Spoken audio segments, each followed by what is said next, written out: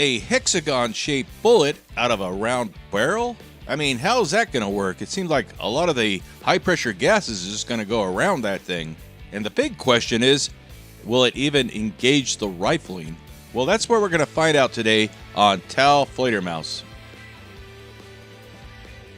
Hello, this is Jeff of Tal Fledermaus. Today we're going to be doing some quick tests of the Tenderizer from the Ballistic Machinist. Now, we tested these a few years ago, just shooting a few of them, but we never tested them out of a rifled barrel.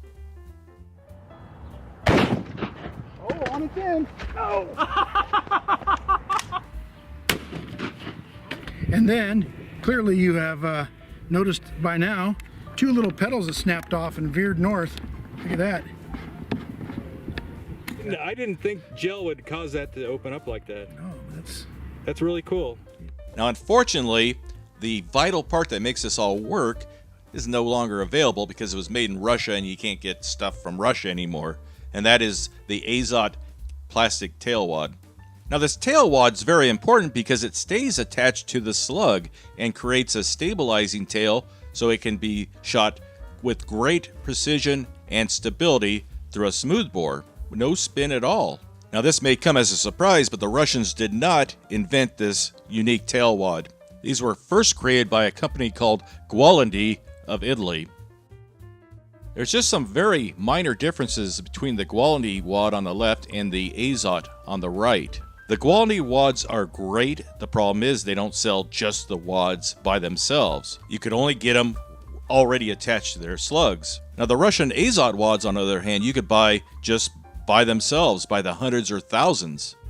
Well, along comes American capitalism to the rescue. An American named Ryan Goodell understood there was a market for these and has started producing these right here in the United States. Again, we have a very similar looking design with the same exact function. Now, the biggest difference I saw was the amount of flexibility at that cushion. The Gualandi and the Azots are pretty mushy at that point, but the Goodell wad is actually quite stiff. So it'll be interesting to see if that's a good thing or a bad thing when we do our tests. Now, with those big gaps, a hexagon-shaped bullet would never work very well out of a rifle or a handgun. But because we're using a shotgun and this plastic tail wad, another purpose of that is to function as a gas seal, a piston that will seal the barrel against the 10,000 plus PSI. Now, it looks like Tim changed the dimensions ever so slightly, adding just a couple thousandths of an inch more bulk to it, so it looks like it'll actually engage the rifling now. So because of these minor changes, new tail wad and dimensional differences, Tim wanted us to do some tests to ensure that these will perform as advertised. And that's very important since these are designed for home defense or even bear defense. These definitely have the power for that. Now, these use 40 grains of long shot, and that really delivers a lot of speed and energy downrange.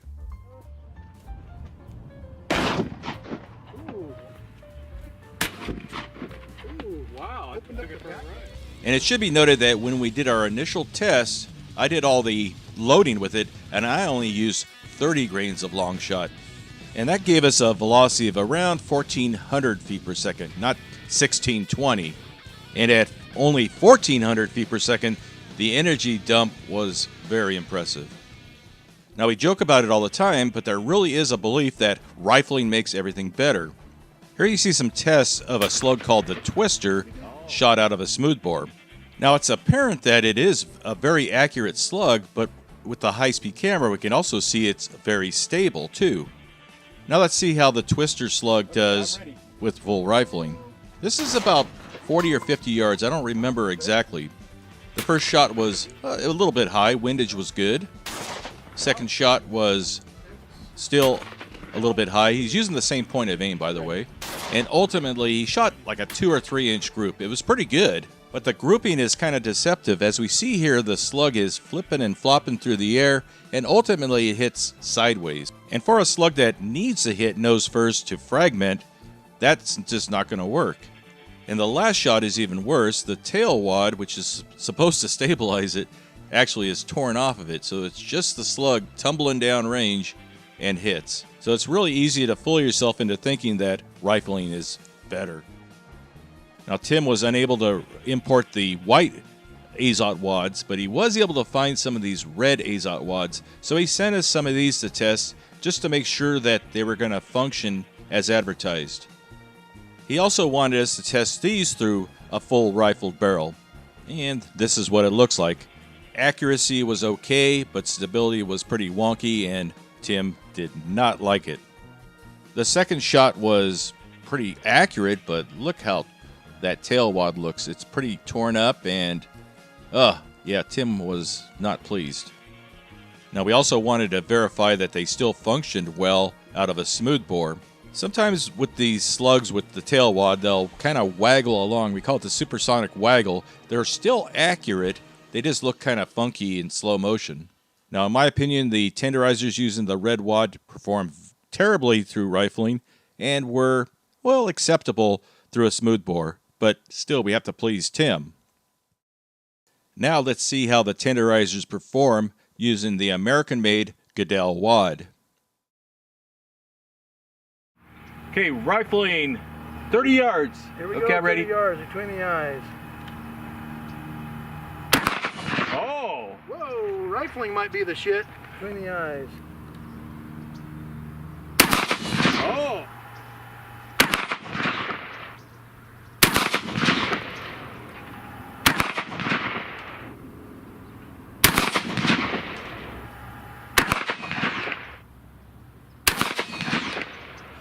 That was the same hole between the eyes. Yeah, yeah. Okay, here comes the first shot, spinning at over 32,000 RPM. Pretty much where Greg was aiming, and that is a vast improvement over the Russian wads through rifling. The second shot was a little bit high, but the stability was still pretty good. And honestly, I was expecting these to flip-flop through the air like the Russian wads did. The third shot more or less went through the same hole as the second shot. Still a little bit high, and stability was still pretty good. Now, since Greg is human, it's possible that it's just a little bit of human error in there causing the deviations. And the last shot almost went through the same hole as the first shot, but we did get a lot of tail flutter on this one. Now, Tim, being a machinist, which also means he's a perfectionist, did not like that. Now, in my opinion, which doesn't really matter, we saw a vast improvement using the Goodell wads through full rifling. Okay, last one. Smoothbore again. Smooth bore. I'm going to aim between the eyes and see where it goes. Okay, I'm ready. Here we go.